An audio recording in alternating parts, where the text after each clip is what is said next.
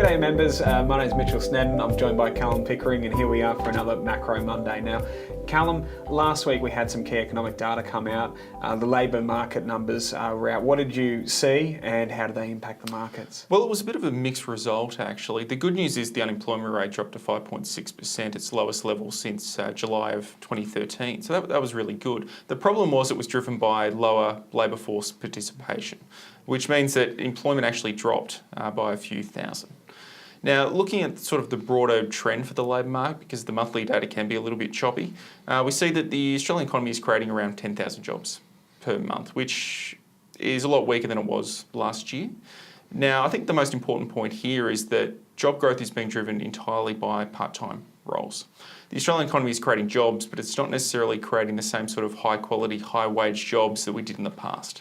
Okay, and so that means lower quality jobs, less people getting paid more money or higher wages, less people spending. Exactly. It's feeding through to weaker wage growth, which is feeding through into weaker inflation, which is driving what we're seeing with interest rates as well. And now, looking forward to this week, we've got Philip Lowe, Governor of the Reserve Bank.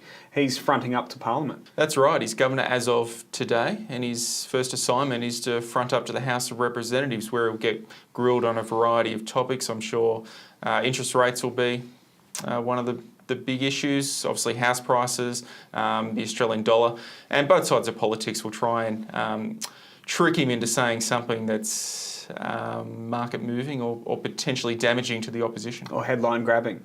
Exactly. Speaking of house prices, we've got house prices data coming out this week as well.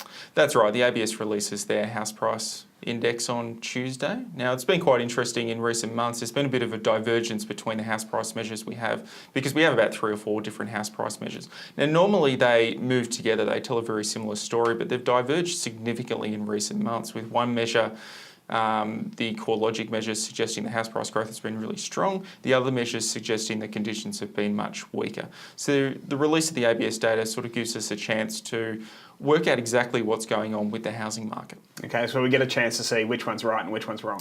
That's right, and I'll be touching upon this in my article later this week. Great, and if we're seeing one is the lower one is actually the more correct one, what does that mean for markets? Well, we know that house price growth, asset price growth in general, has been driving markets and household spending and the like for the past couple of years. So if the house price market is cooling, particularly in Sydney and Melbourne, then it's going to feed through into the broader economy.